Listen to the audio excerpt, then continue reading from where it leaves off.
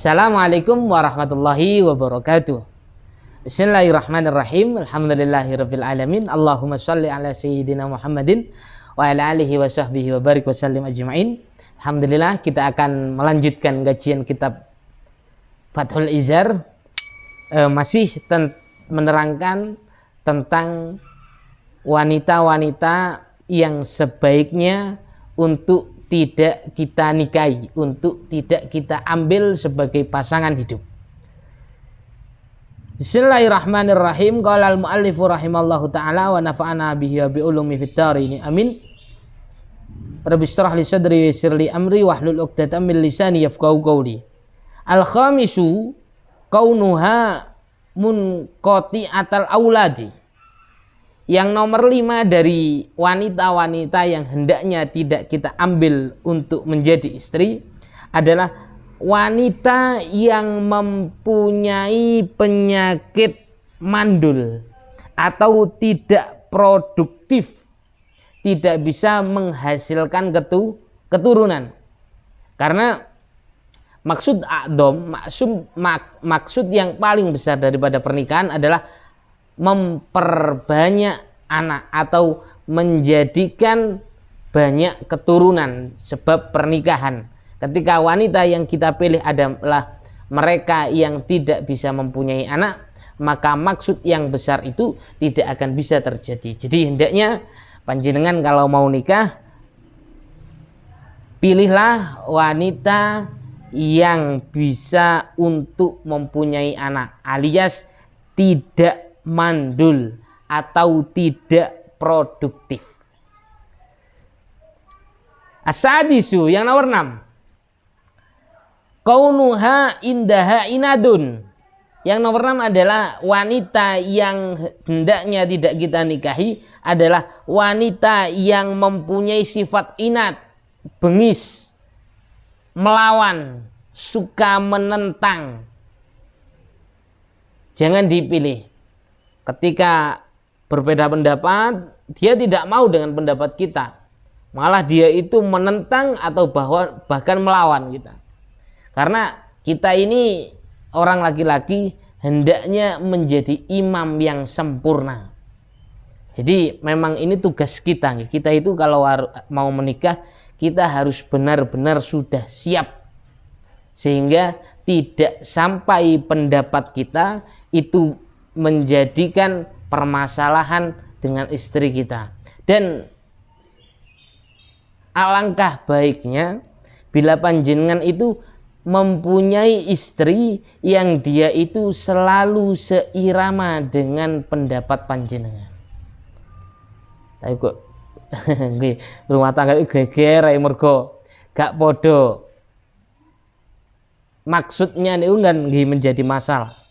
Jadi yang nomor 6, wanita yang hendaknya tidak dinikahi adalah mereka yang mempunyai sifat bengis, suka melawan, suka menentang. Dengan pendapat kita dia tidak mau, dia niku karpe dhewe, diatur gak gelem. Maka jauhi wanita yang mempunyai sifat itu. As-sabi'u, yang nomor 7. Yang nomor 7, kaunuha musrifatan mubaddiratan.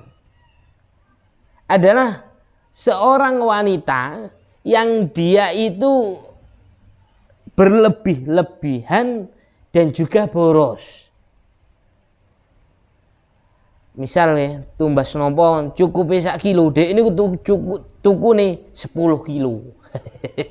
Dia ini berlebih-lebihan dan sangat boros. Harusnya dalam rumah tangga ini misal 1 juta atau 10 juta itu sudah cukup. Dia itu meminta yang lebih dari standar. Karena setiap orang itu dia mempunyai pemikiran masing-masing. Kalau dihitung standar, wanita yang tidak boleh kita ambil adalah mereka itu yang suka berhambur-hamburan dan juga mereka itu suka yang berlebih-lebihan, foya-foya. Cukup misal mak meniku cukup 1.000, dek tukune 10 juta. Dek niku senengane berhambur hamburan uang, menghabiskan uang yang tidak ada manfaatnya. As-saminu, yang nomor 8, kaunuha tawilatal yadi. Ini yang bahaya nih, bahaya. Janganlah memilih istri, janganlah memilih pasangan hidup yang dia itu kaunuha tawilatal yadi, mempunyai tangan yang panjang. Tangan yang panjang ini adalah ibarat bagi seseorang yang mempunyai sifat suka mencuri, suka mengambil milik orang lain, senengane nyolongan. Tapi niku sering ya kejadian niku. Dek kesak kok moro-moro gak ono. Tibake dijukuk dhewe bojone. Lah kok dek sampeyan kok njukuk? Iya, soalnya sampeyan nek kei kurang akeh. Niku ge salahe sing lanang tidak mencukupi. Artinya ini adalah sifatnya wanita yang hendaknya tidak kita ambil. Siapa? Adalah seorang wanita yang tangannya panjang atau yang suka untuk mencuri. Nggih, jelas niki jangan diambil nggih, karena ketika panjenengan itu beristri, mempunyai istri, kemudian si istri ini membuat ulah, pasti yang disalahkan adalah laki-lakinya. Karena apa? Karena laki-laki adalah seorang imam. Artinya ketika punya istri yang mencuri, jadi si imam bukanlah orang yang tepat, bukanlah orang yang hebat dalam membimbing seorang istri. Jadi agar tidak sampai terjerumus dalam masalah-masalah itu, hindarilah wanita yang mempunyai sifat mencuri. At-tasi'u, yang nomor 9. Karena poin ada 10 poin wanita-wanita yang tidak boleh untuk dinikahi. Yang nomor 9 adalah kaunuha tuhibbuz zinata indal khuruji. Tuhibbuz zinati indal khuruji. Wanita yang suka berhias ketika akan keluar. Dia yang selalu berpenampilan menarik ketika akan keluar. Dia yang selalu berdandan super cantik ketika akan keluar. Tapi lek di omahe pakaiane elek. Di omah gak pakai adusan. Di omah gak pakai gawe minyak wangian. Tapi ketika akan keluar, dia itu berhias dengan sangat cantik. Seakan-akan cantiknya itu untuk orang lain, tapi untuk suaminya waktu di rumah dia tidak mempercantik dirinya. Dia ingin kelihatan bagus di mata orang lain, tapi dia tidak mengutamakan suaminya. Itu adalah wanita yang hendaknya tidak dinikahi. Bojone sampean ngoten napa mboten? Lek metu kondangan wayu, lek di omah gak pati ayu. Nah, niku kudu dikandani. Kita tidak harus langsung memutus, ndak. Kita adalah seorang laki-laki, kita harus bisa membimbing istri kita. Di rumah cantik, di luar juga cantik. Niku kan nggih nyeneng-nyeneng sing lanang.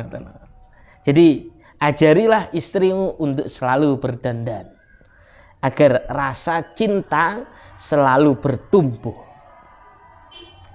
Ya Allah. Al-ashiru, yang terakhir, poin yang terakhir, seorang wanita yang hendaknya tidak kita nikahi. Dan ini yang nomor 10 nih, sangat digandrungi oleh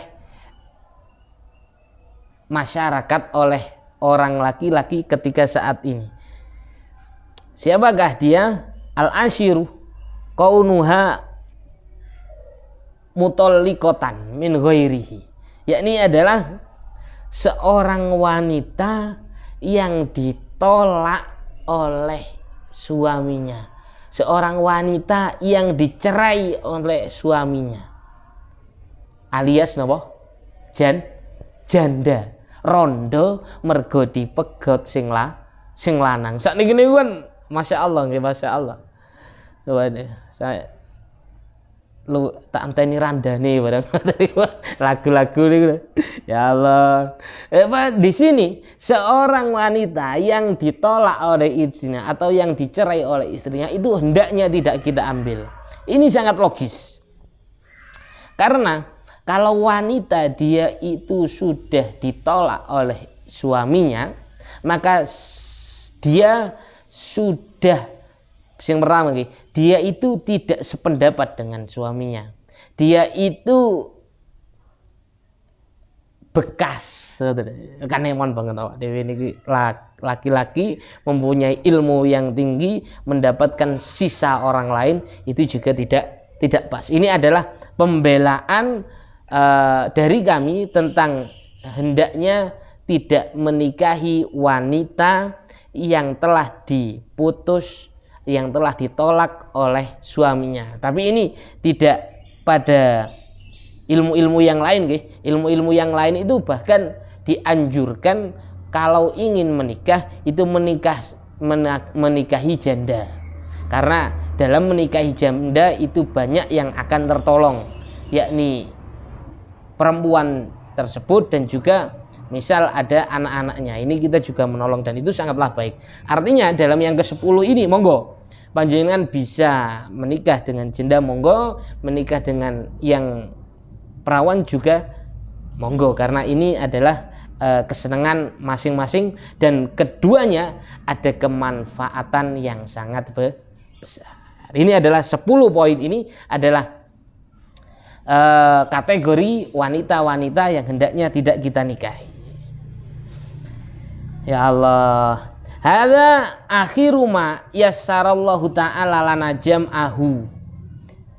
Kemudian diteruskan, ini adalah termasuk khotimatun atau kata akhir atau kata pamungkas daripada Kiai Musonef.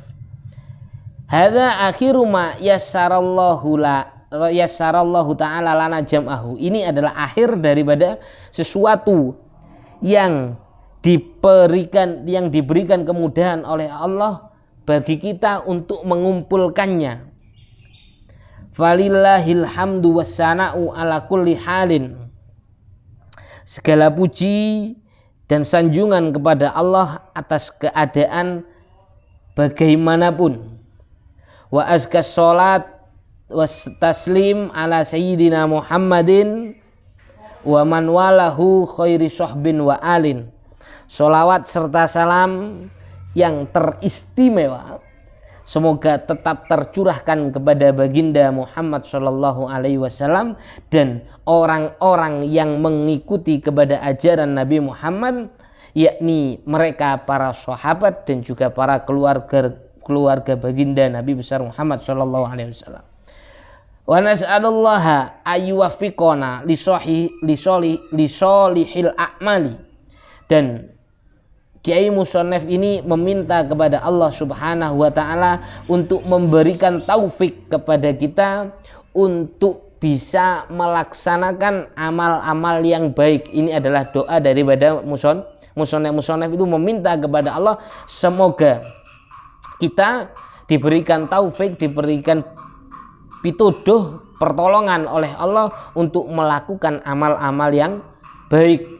Wa ayya umma naf'a hadhil qurasatal hakirata liman hiyalahu minan nisa'i war rijal. Dan semoga Allah Subhanahu wa taala memberikan kemanfaatan yang merata pada lembaran-lembaran yang kecil, pada lembaran-lembaran yang hina. Nah, ini adalah kiasan daripada karangan daripada Kiai Musonef. Semoga kemanfaatan dari kitab yang kecil ini menyeluruh kepada para wanita dan juga para laki-laki. Amin. Semoga Allah mengabulkan. Qultu kama qala, seorang syair berkata yang dikutip oleh Kiai Musonef, apakah syairnya?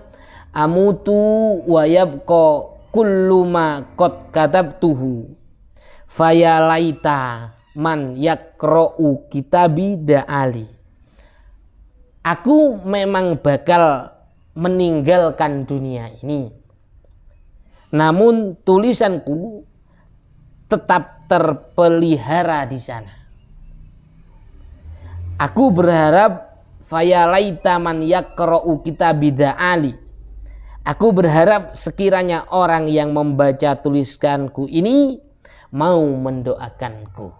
Ini adalah akhir daripada pembahasan kitab Fathul Izar. Tentunya kajian ini tidak akan berhenti sampai di sini. Setelah ini kita akan membahas tentang permasalahan tentang pertanyaan-pertanyaan yang muncul di kolom komentar. Semoga ada manfaatnya. Bertemu lagi dalam kesempatan yang lebih baik lagi. Wallahu a'lam bishawab. Akhiran, wassalamualaikum warahmatullahi wabarakatuh.